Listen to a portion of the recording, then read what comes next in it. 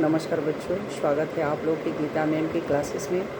आज मैं आप लोग को सामने लेकर आई हूँ क्लास 11 की आरोह बुक से काव्य खंड का मीराबाई चैप्टर। मीराबाई पार्ट जो लेकर आई हूँ, तो सबसे पहले इस पार्ट से मैं आप लोग को कुछ संक्षिप्त में इस काव्य पंक्तियाँ की सार बताऊँगी। इसके बाद जैसे जैसे काव्य पंक्तियाँ दिया गया है उसका मैं व्याख्या करूँगी।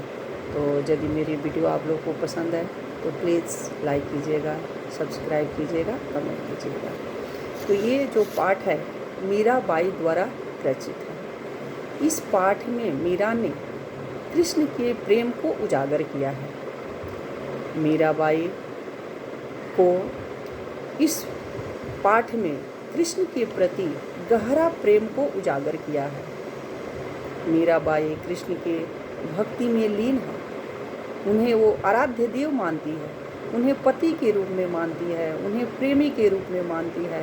मीराबाई कृष्ण को सब कुछ मान चुकी है। वह कृष्ण के सिवा उन्हें कोई अच्छा नहीं लगता है। इस तरह कृष्ण के प्रेम में ऐसी लीन हो गई है कि वो सारा दिन अपने पैरों में घुंघरू बांध कर नाचती रहती है, जो दुनिया वालों को पसंद नहीं है। कोई उन्हें बावरी कहता है, कोई पागली कहता है। उनके नाते रिश्तेदार के जो भी लोग हैं बोलते हैं कि ये पूरा कुल को नाश करके रख दी, मान मर्यादा का उल्लंघन करके रख दी। इसे थोड़ा सा भी लाज शर्म नहीं है। यह साधु संतों के बीच बैठकर कीर्तन करती है, गान करती है, जो हम लोग की मर्यादाओं का उल्लंघन हो रहा है। इन सब चीज़ें उनके नाते रिश्तेदारों को अच्छा नहीं लग रहा है। अब क्या कहती है कि पग घुघुर बांध मीरा नाची, मैं तो मेरे नारायण शू आप ही हो गई साची। इस पंक्तियाँ में मीराबाई कहती है कि मैं अपने कृष्ण के लिए पैरों में घुंघरू बांध कर नाचती है। मैं उन्हें नारायण मान चुकी हूँ, उन्हें मैं भगवान मान चुकी हूँ, मैं उन्हें पति मान चुकी हूँ, मैं अपना प्रियतम मान चुकी हूँ, मैं उनका सब कुछ मान चुकी हूँ। आप ही हो गई साची, मैं सब कुछ मान चुकी हूँ और ये सच है। इस लोग कहे मीरा भई बावरी, नायत कहे कुलनासी। जो सारे संसार के लोग हैं वो क्या कह रहे हैं कि मीरा बावरी हो गई है, मीरा पागली हो गई है, मीरा कुल को नाश करके छोड़ दी। नायत मतलब उनके नाते रिश्तेदारी के जो भी लोग हैं वो कहते हैं कि पूरे कुल का मीरा नाश करके छोड़ दी। 20 का प्याला राना भेजा, पीवत मीरा हाँसी। जो राणा थे वो मीरा के पति थे। तो वो मीरा क्या की थी, अपना घर बार छोड़कर सब कृष्ण के प्रेम में एकदम बावरी हो गई थी और आके कृष्ण का भजन कीर्तन करती थी, उन्हीं का गान करती थी और तरह तरह की चीज़ें उनको लुभाने की कोशिश करती थी, जो राणा को बिल्कुल ही पसंद नहीं था।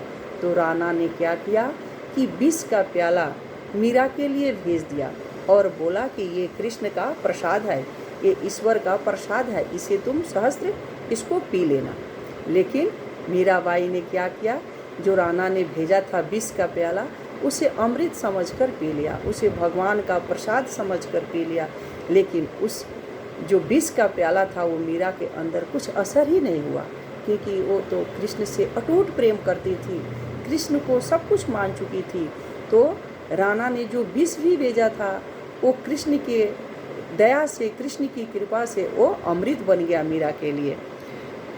20 का प्याला राणा भेजा, पीवत मीरा हाँसी। तो जो 20 का प्याला था मीरा वो पीकर हंसने लगी, उन्हें 20 का कोई असर ही नहीं हुआ। मीरा के प्रभु गिरधर नागर, सहज मिले अविनाशी। इस पंक्तियाँ में बोला गया है कि मीरा के तो जो कृष्ण जी है, गिरधर है, गोपाल है, सब कुछ है, ये अविनाशी है, इस प्रेम को कोई मिटा नहीं सकता। और मैं कृष्ण को कितना भी दुनिया वाले कुछ उपाय कर ले, मैं कृष्ण को भूलने वाली नहीं हूँ। उनके नाते रिश्तेदार के लोग उन्हें कलंकनी कहते हैं, कुल का नाश करने वाली कहते हैं। ये भी कहते हैं कि हम लोग का सारा कर्म किया हुआ मीरा ने मिट्टी में मिला दी। लेकिन मीरा को कुछ असर ही नहीं होता है, वो तो कृष्ण के प्रेम में बावरी हो गई है। मीरा कहती है, मेरे तो प्रभु गिरधर ही कृष्ण है, मुझे सहज ही इस अविनाशी प्रभु का दर्शन सहज और सुलभ तरीके से हो गया है। जो दूसरा पंक्तियाँ हैं, दूसरे पंक्तियाँ में क्या बोलती है कि मीरा तो गिरधर गोपाल दूसरा न कोई, जाके सिर मोर मुकुट मेरो पति सोई। छाड़ी दियो कुल की कानी, कहाँ करही कोई, संतन डीग बैठी बैठी लोक लाज खोई। असवन जल सींची प्रेम बेली बोई, अब तो बेली फैल गई आनंद फल हुई।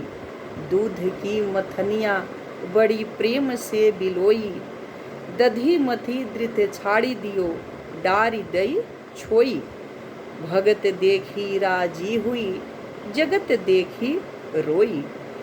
दासी मीरा लाल गिरधर तारो अब मोही। प्रस्तुत पंक्ति में कृष्ण की दीवानी मीराबाई द्वारा रचित इस काव्य पंक्तियाँ में उनकी अटूट भक्ति भावना को दर्शाया गया है। कृष्ण की दीवानी मीरा कहती है कि मेरे तो इस संसार में कृष्ण को छोड़कर और कोई नहीं है। इस संसार में गिरधर गोपाल को छोड़कर मेरा कोई नहीं है।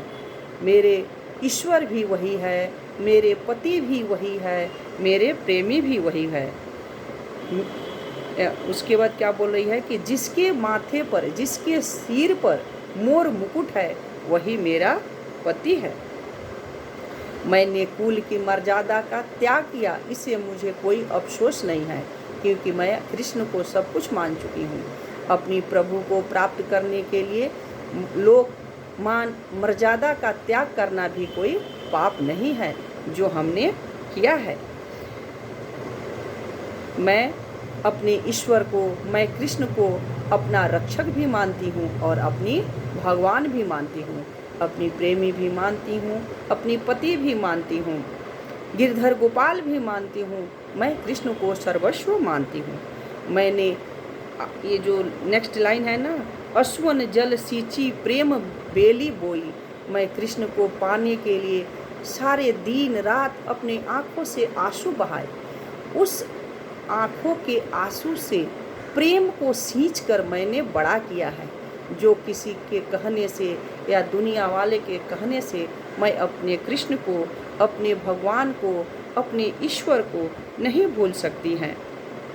जो आंसू से सींच कर जो मैंने प्रेम का पौधा बोया है, अब वो बड़ा हो चुका है, मैं इसे कभी नहीं भूल सकती हूँ।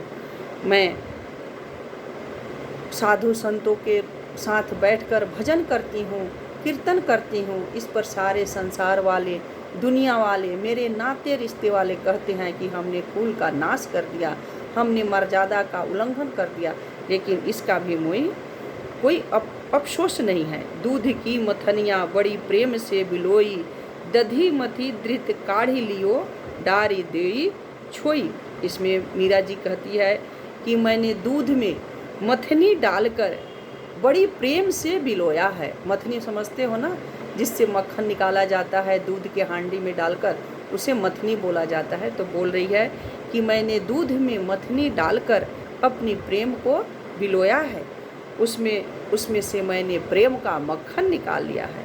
अब सिर्फ छाछ बची है, जो चाहे पी लो, मैंने तो मक्खन निकाल लिया है। संसार का चिंतन मंथन करके वह अपने कृष्ण की भक्ति की संसार में खो चुकी है, डूब चुकी है और अपने कृष्ण को प्राप्त कर लिया है। चाहे उसे दुनिया वाले कुछ भी कहे, भगत देखी राजी हुई, जगत देखी रोई। दासी मीरा लाल गिरधर तारो अब मोही। सांसारिकता के जाल को देखकर दासी मीरा को अब सिर्फ कृष्ण से प्रार्थना करती है, हे गिरधारी, हे मुरली मनोहर कृष्ण, मैं अब आपकी सेविका बन चुकी हूँ। आप मेरा उद्धार करें, मेरी रक्षा करें। अब आपकी प्रतीक्षा मुझसे नहीं हो रही है, अब मेरा आप उद्धार कीजिए। ये नेक्स्ट काव्य पंक्तियाँ का भावार्थ था। आगे आप लोगों को ये जो व्याख्या है काव्य पंक्तियाँ की कैसी लगी, समझ में आया कि नहीं, मुझे प्लीज़ कमेंट कीजिएगा, लाइक कीजिएगा, सब्सक्राइब करके बताइएगा। और भी कोई चैप्टर का जानना चाहते हैं तो आप लोग प्लीज़ मुझे कमेंट करके बताइएगा। बाय।